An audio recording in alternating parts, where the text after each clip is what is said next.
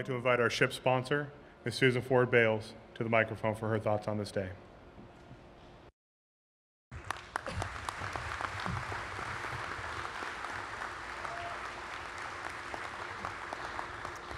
Captain Meyer, Captain McCormick, Lieutenant Commander Roberts, Command Master Chief Novak, crew members Rolf Barchi, Matt Mulheron, Jennifer Dunn, my fellow shipbuilders, Rick and Dee Albin from Grand Rapids, ladies and gentlemen. What a wonderful day in the life of the USS Gerald R. Ford. And what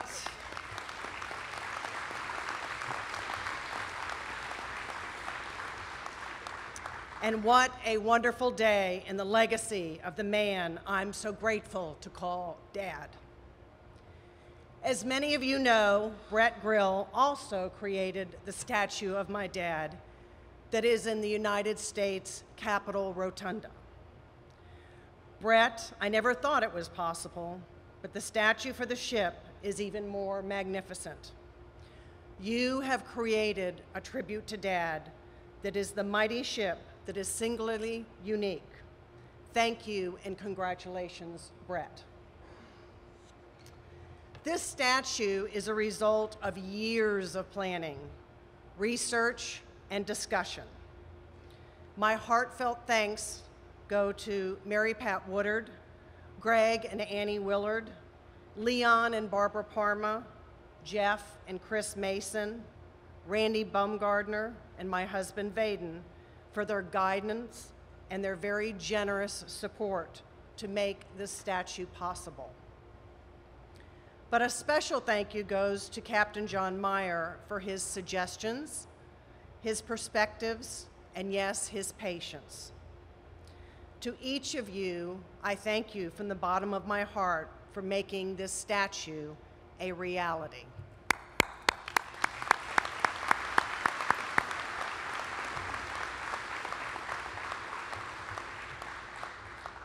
The USS Gerald R. Ford is the largest and most meaningful tribute Dad will ever receive. As you just heard from Greg, it's the tribute about which Dad was grateful beyond words.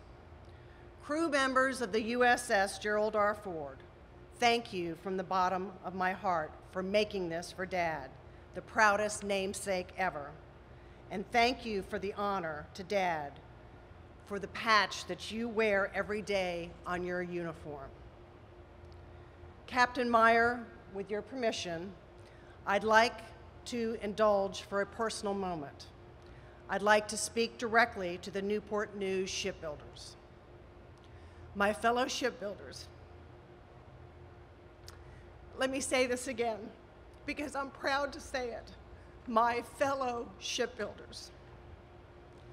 Today is a day filled with happiness, but it's also a day with some sadness, because it is the last time that I'll speak publicly to you here in the shipyard, because soon CVN 78 will leave the shipyard and join the fleet. I began this journey with you in December of 2006. Navy Secretary Winter asked me to be the ship sponsor, and I have to admit, I didn't have a clue what I was supposed to do. Fortunately, I had fantastic teachers over the past 10 years.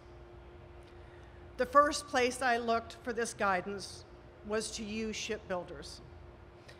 And what did you think about this ship that you work on day in and day out? How could I make that experience even better? The pride the Newport News shipbuilders have for their work is like none other.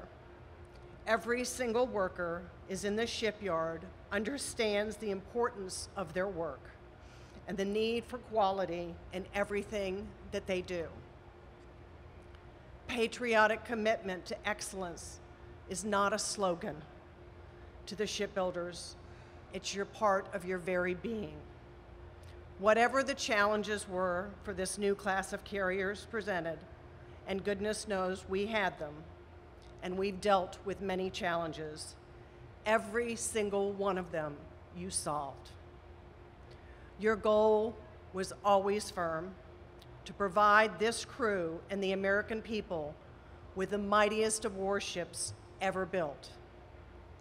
Ladies and gentlemen, that is exactly what the shipbuilders of Newport News have done. Along the way, I've turned wrenches with you, I've punched holes, I've pulled cable, I've strung telephone wires, I've worked up in the big blue crane, I've tested weapons elevators, launched EMALS sleds, calibrated dual band radar, turned on the pumps to flood the dry dock, and tested the giant hangar bay doors. And yes, I've probably seen a few things that were not exactly on the regular tours that people see. So don't worry, Sammy and Jeff Hummel, your special tour secrets are safe with me. And don't think I wasn't always working during my visits. We had a lot of laughs along the way. I'll never forget the look on Lucas Hicks' face when I gave the signal to launch the first EMAL sled, and the response to my signal was, well, how do I say this? A complete silence from the sled. The darn thing didn't launch. Lucas was horrified, and of course, Lucas and his team calmly and quickly corrected the problem, and we proceeded to launch the sleds perfectly all afternoon in the heat. Or there was the time when we started to flood the dry dock, and Gary Bunting had to sign the official certificate to start the pumps, and I suddenly handed Gary a special pen to use, but it wasn't just any pen. The pen was the personal fountain pen of the 38th President of the United States. Yes, I handed Dad's pen to Gary. That was, shall we say, a moment of noticeable shakenness with Gary. But he finally settled down, signed the certificate with Dad's pen, and we flooded the dry dock. At the keel laying ceremony, I issued an official sponsor's declaration. I declared that the spirit of the Newport News shipbuilders is and always will be truly and fairly part of the spirit of the USS Gerald R. Ford. Today, my declaration becomes a permanent part of the ship. At my personal request, a small inscription in honor of the shipbuilders is on the Lieutenant Commander Ford statue. On the statue's scupper rail are the words that are the core of the shipyard.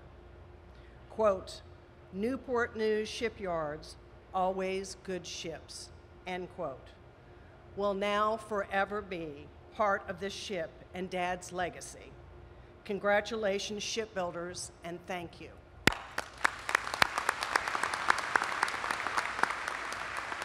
Captain Meyer, members of the crew of the USS Gerald R. Ford, my fellow shipbuilders, thank you from the bottom of my heart for all that you've done to make my journey and your ship sponsor so extraordinary. I am without question the happiest shipbuilder sponsor on the earth. May God bless and watch over the USS Gerald R. Ford, those who build her, and the brave men and women who serve aboard her. May God bless America. Thank you very much.